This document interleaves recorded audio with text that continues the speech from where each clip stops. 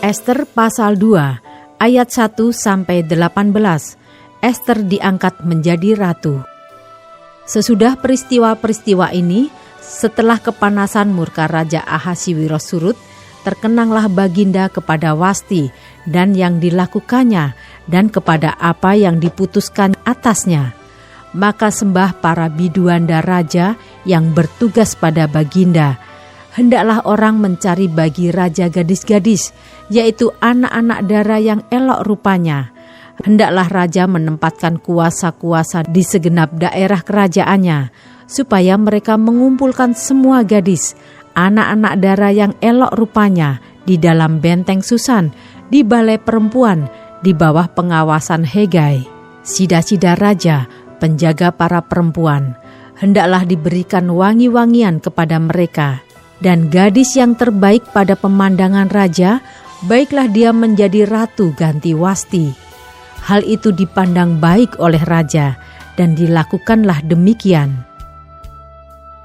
Pada waktu itu ada di dalam benteng Susan seorang Yahudi yang bernama Mordekai bin Yair bin Simei bin Kis seorang Benyamin, yang diangkut dari Yerusalem sebagai salah seorang buangan yang turut dengan Yekonya, Raja Yehuda, ketika ia diangkut ke dalam pembuangan oleh Raja Nebukadnesar, Raja Babel. Mordekai itu pengasuh Hadasa, yakni Ester, anak saudara ayahnya, sebab anak itu tidak beribu bapa lagi. Gadis itu elok perawakannya dan cantik parasnya. Ketika ibu bapanya mati, ia diangkat sebagai anak oleh Mordekai. Setelah titah dan undang-undang raja tersiar dan banyak gadis dikumpulkan di dalam benteng Susan di bawah pengawasan Hegai, maka Ester pun dibawa masuk ke dalam istana raja di bawah pengawasan Hegai, penjaga para perempuan. Maka gadis itu sangat baik pada pemandangannya dan menimbulkan kasih sayangnya, sehingga Hegai segera memberikan wangi-wangian dan pelabur kepadanya, dan juga 7 orang dayang-dayang yang terpilih dari isi istana raja. Kemudian memindahkan dia dengan dayang-dayangnya ke bagian yang terbaik di dalam balai perempuan.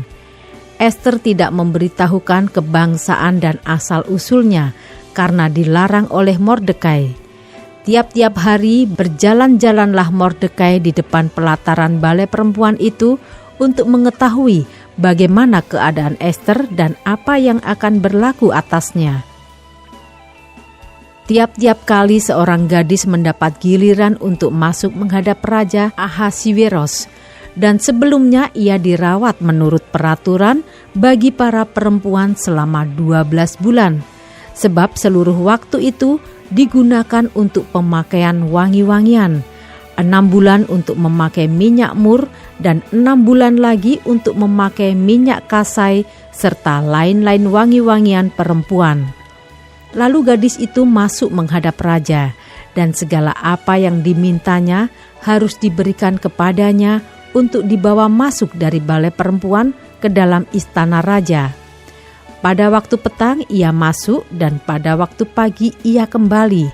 Tetapi sekali ini ke dalam balai perempuan yang kedua di bawah pengawasan Saasgas, sida-sida raja, penjaga para gundik. Ia tidak diperkenankan masuk lagi menghadap raja, kecuali jikalau raja berkenan kepadanya dan ia dipanggil dengan disebutkan namanya. Ketika Ester, anak Abihail, yakni saudara ayah Mordekai yang mengangkat Ester sebagai anak, mendapat giliran untuk masuk menghadap raja, maka ia tidak menghendaki sesuatu apapun selain daripada yang dianjurkan oleh Hegai, sida-sida raja, penjaga para perempuan. Maka Ester dapat menimbulkan kasih sayang pada semua orang yang melihat dia. Demikianlah Ester dibawa masuk menghadap Raja Ahasiweros ke dalam istananya pada bulan yang ke-10, yakni bulan Tebet, pada tahun yang ke-7 dalam pemerintahan Baginda. Maka Ester dikasihi oleh Baginda lebih daripada semua perempuan lain, dan ia beroleh sayang dan kasih Baginda lebih daripada semua anak dara lain, sehingga baginda mengenakan mahkota kerajaan ke atas kepalanya dan mengangkat dia menjadi Ratu Gantiwasti. Kemudian diadakanlah oleh baginda suatu perjamuan bagi semua pembesar dan pegawainya, yakni perjamuan karena Ester. Dan baginda menitahkan kebebasan pajak bagi daerah-daerah serta mengaruniakan anugerah sebagaimana layak bagi raja.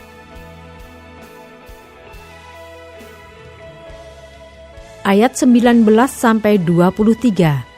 Mordekai mengetahui suatu sekongkolan. Selama anak-anak dara dikumpulkan untuk kedua kalinya, Mordekai duduk di pintu gerbang istana raja. Adapun Ester tidak memberitahukan asal-usul dan kebangsaannya seperti diperintahkan kepadanya oleh Mordekai.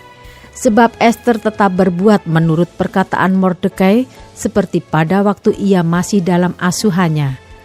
Pada waktu itu ketika Mordekai duduk di pintu gerbang istana raja, sakit hatilah Bigtan dan Teres, dua orang sida-sida raja yang termasuk golongan penjaga pintu.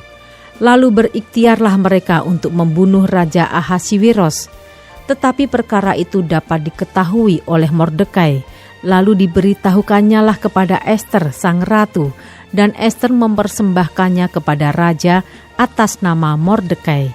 Perkara itu diperiksa dan ternyata benar, maka kedua orang itu disulakan pada tiang, dan peristiwa itu dituliskan di dalam kitab sejarah di hadapan raja.